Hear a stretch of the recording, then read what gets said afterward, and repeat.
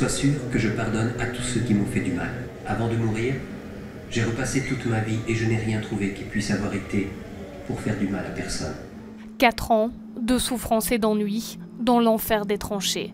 Ces couloirs de boue qui représentent à eux seuls cette première guerre mondiale dans laquelle la Belgique plonge à l'été 1914. On creuse un petit peu, mais on va surtout surélever avec des sacs de sable, des Vaderlandekes, donc des petits sacs avec la terre de la patrie pour pouvoir se protéger.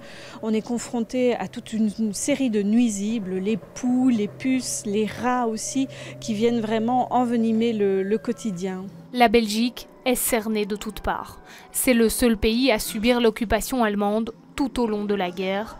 Les exactions de l'armée allemande deviennent le quotidien des habitants belges. Les Français sont sur le front, leur front, mais à l'arrière il y a Paris, il y a Bordeaux, etc., où la vie continue. En Belgique, il n'y a plus d'arrière. Et nos industries, notre agriculture font l'objet de réquisitions. Des réquisitions qui touchent d'abord les réserves alimentaires. La Belgique approche de la famine, une situation qui émeut jusqu'aux États-Unis.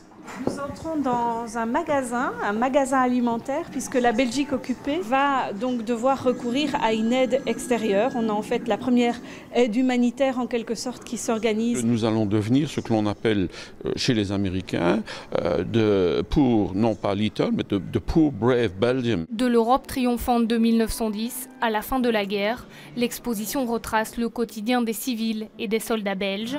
Une exposition enrichie de nombreux films et témoignages. La Première Guerre mondiale est une guerre en images qui se déroule à l'heure où le cinéma se développe.